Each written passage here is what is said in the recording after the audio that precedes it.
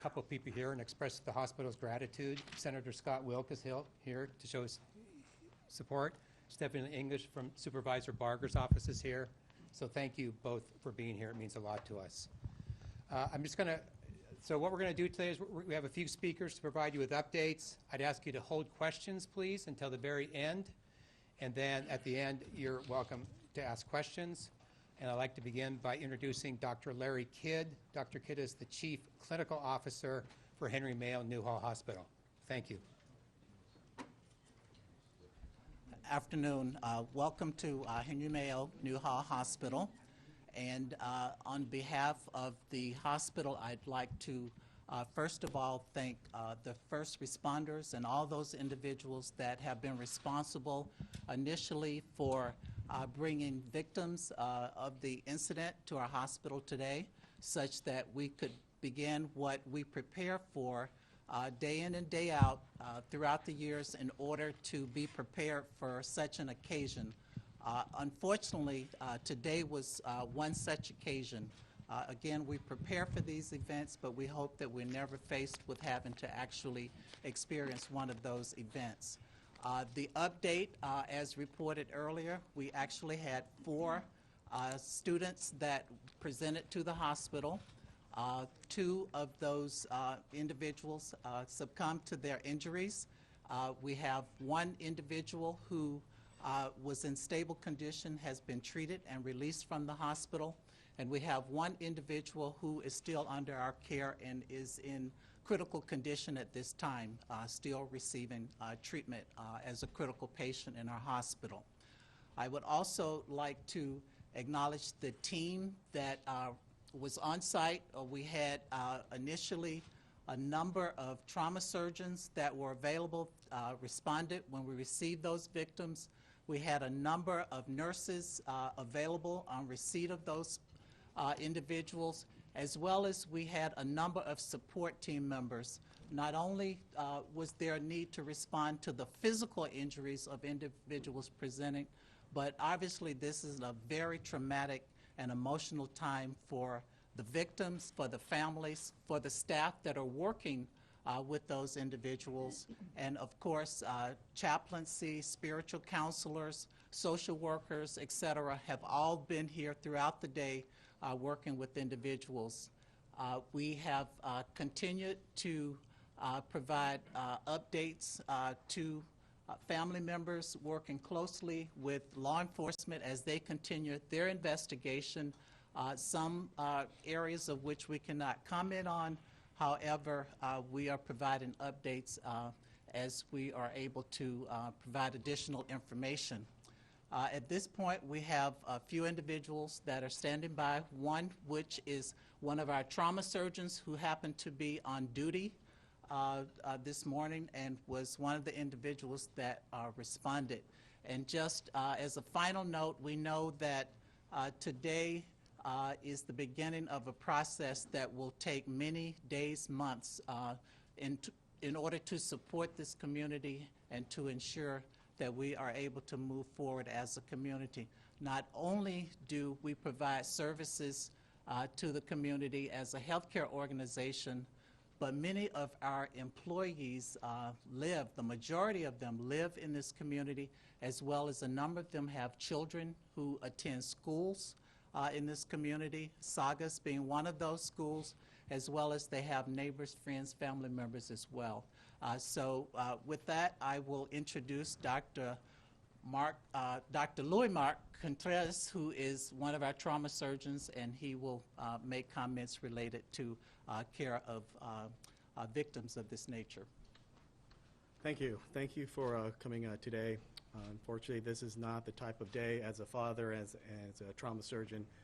There are no words to describe the emotions for this. And just to that being said, Dr. Kidd, thank you for your words.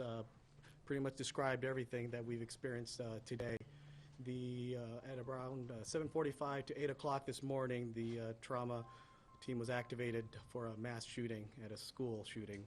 And we received 4 victims, and I will keep this very general. 2 were in extremis and succumbed to their injuries, and one has been discharged, and that has been mentioned, and one is in critical condition. And that's the extent of the information we'll give on the victims at this point medically. And as far as the trauma program here, and the response has been great. We were more than prepared for this. We have preparations for this kind of event preemptively, and we utilize those resources today, extending even to our trauma resource in the pre-trauma phase. We had kits out there in schools that I hear have been utilized in one of the victims today as well in the Stop the Bleed programs. In the hospitals, we have our resources. Trauma surgeons came in to back us up, and we were more than capable and available to operate on multiple victims today, and which we did. And that being said, the last thing we also need to remember, there are more victims than just the ones in the hospital. There are families, classmates, and the community, and would like to offer the hospital as a resource for these victims. And as alluded to earlier, the healing begins now and will continue in the next few months and years, unfortunately. That being said, I would like to introduce Deputy Chief Robert Pena. Good afternoon. I would just like to briefly explain what the fire department's role was in this incident. On behalf of Fire Chief Darrell L. Osby, we responded with the LA County Sheriff's Department early this morning and to this active shooter call at the high school. We had approximately 9 paramedic squads, 10 fire engines, 24 ambulances, and other associated units in response, a total of 65 units. The fire department's role was to integrate with the Sheriff's Department's tactical teams in the warm zone and to initiate life-saving intervention measures. Upon that, we triaged, treated, and transported 7 patients, 6 shooting victims and 1 non-shooting related. 1 patient transported by helicopter and the other 6 by ground transport. And they went to the hospitals of Holy Cross, Henry Mayo, and all of you had one patient. And with that, I just want to recognize and thank the Unified Command and the cooperating assisting agencies on such a traumatic incident. We had several of our first responders had their children in the school, attending classes, attending the school at that time. And I just want to thank especially the Sheriff's Department and the hospitals involved and the ambulance companies in the quick response and professional care. And with that, I'd like to introduce LA County Sheriff's Villanueva.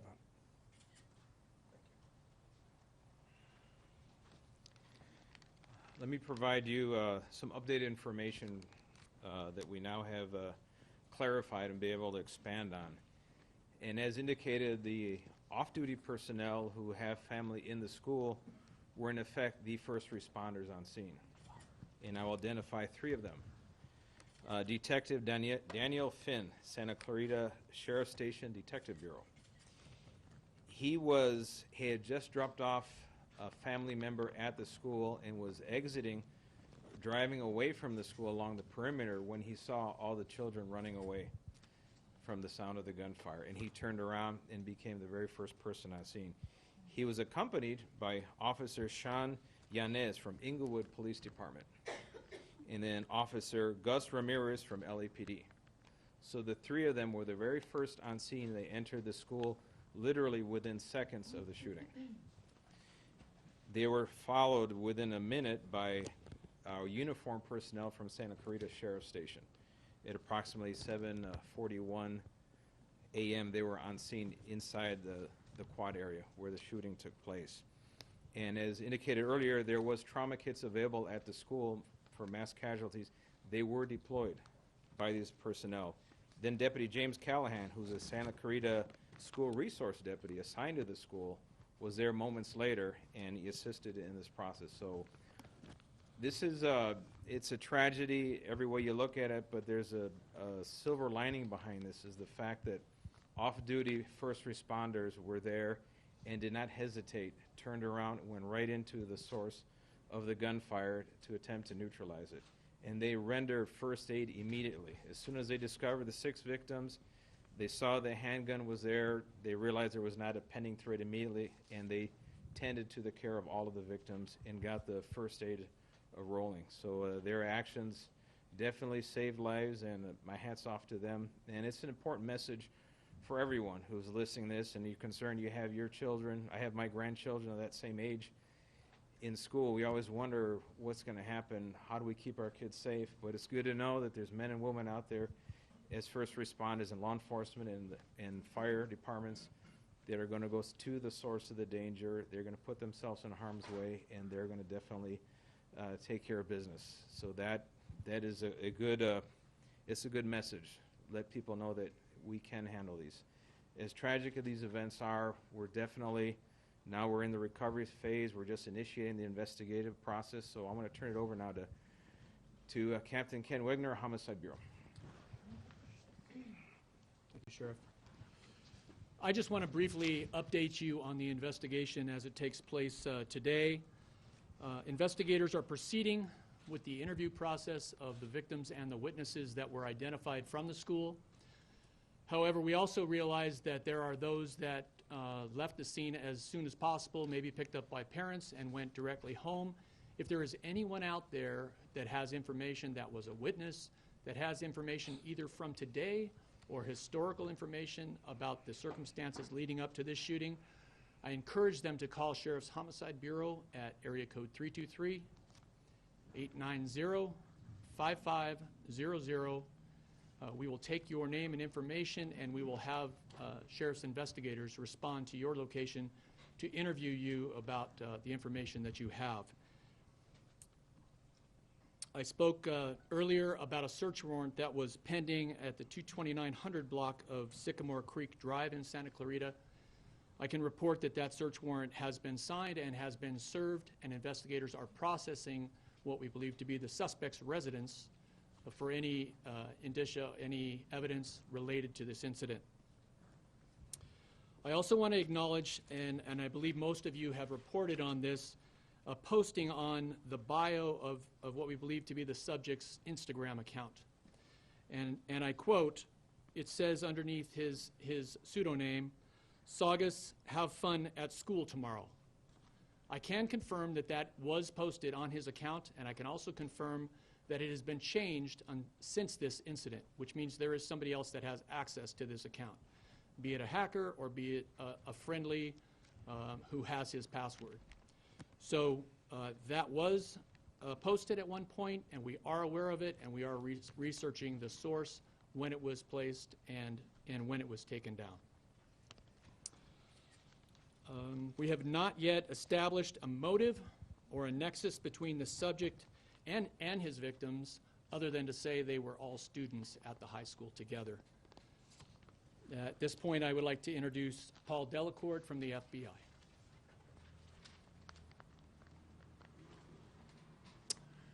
Good afternoon. I'm Paul Delacourt, the Assistant Director in charge of the FBI's Los Angeles Field Office. I know I speak for all the FBI personnel by offering our deepest condolences to the families and friends of the innocent children who lost their lives today, and the families and friends of those who are seriously injured as well. The FBI is continuing to provide assistance to the LA County Sheriffs in terms of investigative resources and technical resources, digital media exploitation, social media exploitation, and the personnel necessary to support any other leads that where we can assist. At this time, we have no reason to believe that the subject was acting on behalf of any other group or any ideology. We have no reason to believe there's any threat or any co-conspirators at this time. But this is day one of the interviews and the exploitation, and things could change. The investigation, of course, is ongoing. We will be thorough alongside the Sheriff's Department to follow any leads that we can to leave no stone unturned. In the meantime, we will seek to assist with the families of the victims and the witnesses to any extent that we can. And while I'm here to offer condolences, and I recognize this is an operational and a clinical briefing, I want to let you know, reassure you that the FBI, the Department of Justice, our state and county and local partners, we talk about this. We work on this problem all the time, this problem of targeted violence and threat to life. We are calling these press conferences, we're having these instances happen way too frequently in our society. And we are working together across the jurisdictions for a cross-disciplinary, whole of society approach. We are working on this problem every day to find a solution. Now that may be small consolation today because the tragedy has a face, and the face is our community today. But I want you to know that we are working diligently across the country and here in our area to make sure that we don't have any more incidents of this time. Thank you.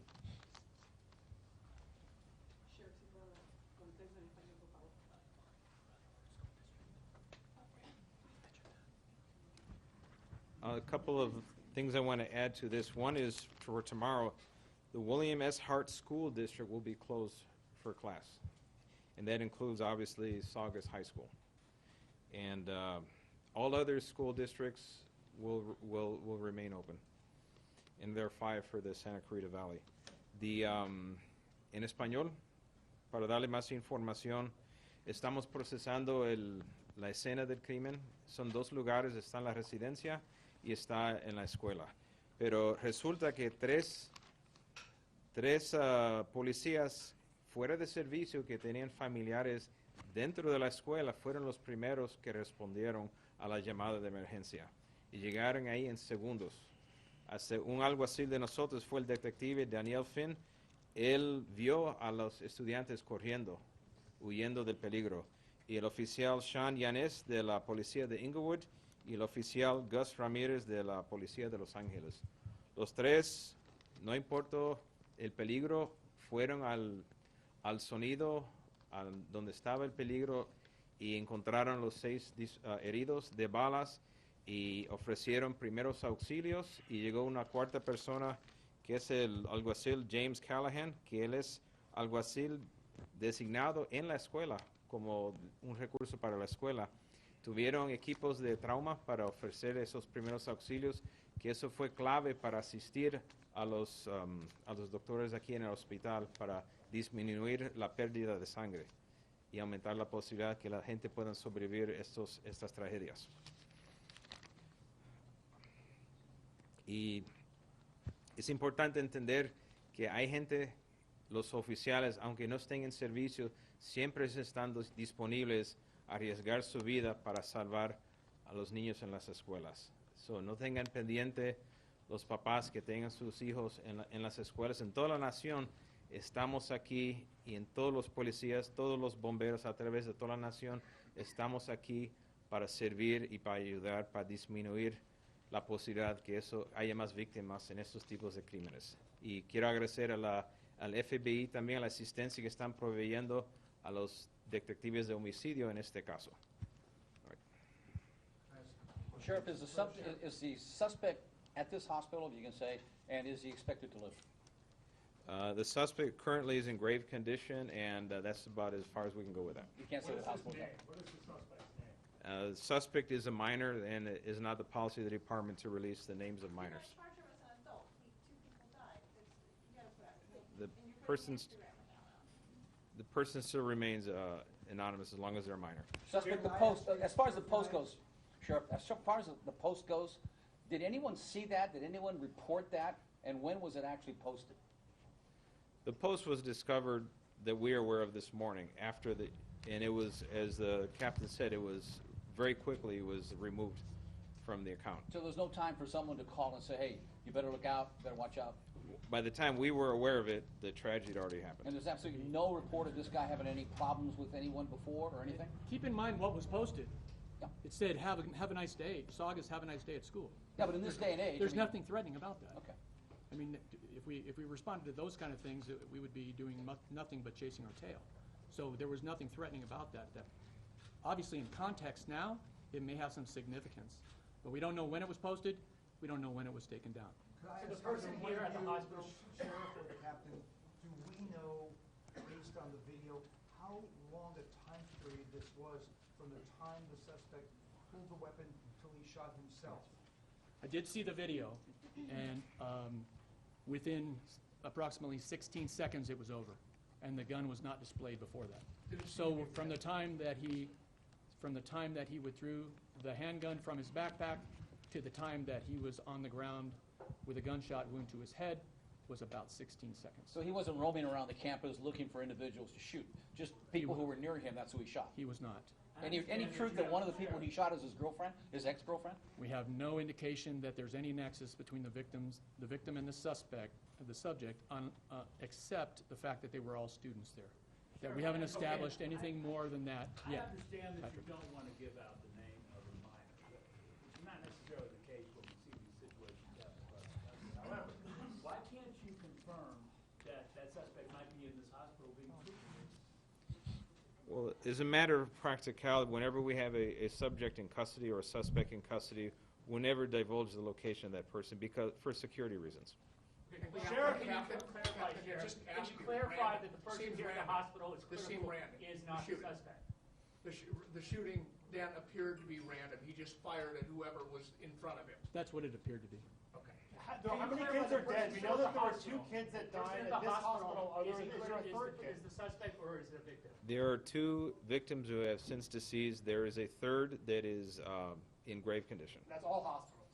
across all hospitals. Okay. Can you clarify the person here at the hospital who's critical is not the suspect and is a victim? All I can confirm is that there is one person here who is in critical condition. And it's not the suspect? Can I clarify, this is like a little puzzle here. The surgeon said the person here is in critical condition. Do you have a grave condition category at this hospital or not? He's in critical condition. Okay. We don't so- have a grave condition. Okay, so now you're saying the person's in grave condition. This hospital does not have that category. When you say grave condition, is that coming from the hospital or from you? That's the terminology we're using, but we're going to defer to the medical experts. If they call it critical, it is critical. Because I watched the video and the timeline, I did. Are there any critical patients at any other hospitals? We wouldn't know that. The gun was a .45 semi-auto pistol. That's about all the detail we can release. That is part of the process of Do you have a investigation. registration on the gun? That will, we can't reveal at this time. About the message again, you had said something earlier that it had been changed since the shooting, which means he couldn't have changed it because he had already shot himself. Is that That- accurate? That's accurate. Okay. So doesn't that give you reason to think maybe somebody else is in on it? We don't believe so. What's it been changed? Well, I mean, somebody's obviously like trying to cover his tracks, right? Yes and no. It's hard to say what the motivation is for whoever changed it, whether it's a third party that doesn't know him, hacked his account, whether it's somebody that he gave access to. We don't know. We're looking into it. We're investigating it. What does it say originally and what does it say? I can't tell you what it says now. All I know that it's changed somewhat. So at this, Who stopped the gunman? Was the gunman himself or was it one of the off-duty officers? The gunman was stopped when he shot himself in the head. And it sounds like, Captain, that you're fairly confident, although you don't know 100%, that the suspect did post that himself last night. I have no idea when he posted it, and I don't know who posted it. Okay. I know it was posted on an account that we believe was belonging to the subject. so at this time, there's absolutely no clue, anything, what we have today is someone who woke up on his birthday and just randomly went to a school and shot up people. No warning, no nothing, no indication, nothing could have been done to protect anyone from the school. Not at this point. That's accurate. That's what you're saying? That's accurate, yes. Have authorities been called to his home? Is there a history of issued child services, county sheriff's calling deputies? So excuse me. We are researching the other agencies. I can tell you that there's nothing notable in the sheriff's database leading to that. What do you mean nothing notable? There's no recent calls that would indicate that there was turmoil at that house. Can you respond if the name is Nathaniel Burhouse? That's the name that's going around. Can you just shake your head yes or no? No, it's Nathaniel Burhouse. It's our policy, we will not discuss the identity of minors, period. And as far as the medical issues before. Have you, I assume you've been in contact with local authorities. Are you aware of any issues that have brought law enforcement to his home or involving him in the past, either your agency or any agency?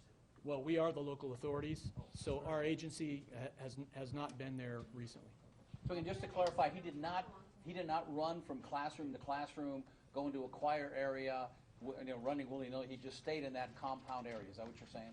Yes, he stayed there, he withdrew the gun, he used the firearm until he shot himself and was right there in the quad with the firearm. 16 seconds. I'm sorry, folks, To be folks, clear, folks, you just so have that, patients who are two at Holy Cross.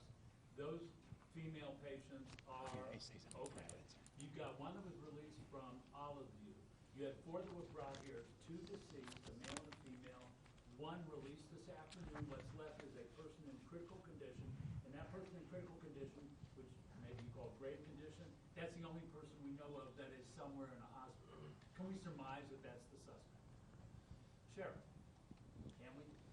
Sheriff, can you do a list of all the people who went to all the hospitals, all 7 people? Because it's confusing between this hospital and the other hospitals. Just give us a breakdown of those Well, 7 people. The point that we do not release the location of a suspect or a subject who's in custody is for security reasons. But based on this line of questioning from everybody, it doesn't take a mental giant to understand that the person who was here is that. So now we're going to have to double or triple our security measures because of that. But that is the whole point. so we have time for 2 more questions. Have any charges been drawn up? Any charges been drawn up for? No. Could we ask the surgeon, the chief surgeon, the difficulty that you went through today? You're a father, you live in this area. Well, We've talked to surgeons before, this is not an easy, it was probably very difficult for you. Can you describe your emotions? You guys been monitoring this Q&A? Yes, it is a very difficult process for any father, let alone a trauma surgeon as well, especially with the gravity of the children, essentially, and family. And all the trauma surgeons feel the same way. A lot of disconcerted feelings and feelings of why, which we won't be able to answer. And that's usually the feeling that everyone has. Same feelings that you would have or the community has. And our trauma surgeons feel the same way, too. Sheriff Villanueva, ¿le puedo hacer una pregunta en español, Sheriff Villanueva? Sí, en español. En relación a, Sí. a ese video que vio su asistente, los 16 segundos, ¿qué es lo que se ve para que la gente pueda entender? Lo que se ve en los 16 segundos fue el estudiante o el sospechoso llegó al área, lo que llama el quad, donde están los más jóvenes de la escuela secundaria, y tenía una mochila y estuvo ahí por un tiempo no haciendo nada más que mirando al vacío, y sacó la mochila y de la mochila sacó la pistola 45, disparó una vez y después un tiempo arregló algo de la pistola que no funcionó y disparó unas 4 veces más. Un total de 5 víctimas, y después la última bala lo reservó para su propio uso. Ajá. Okay, actually, so we're actually going to wrap this up now, and I'd like to just thank you all for coming. These people will be here for a while if you'd like to talk to them individually, but thank you very much. Sharon, pleased to meet you. Thank you guys for all your help.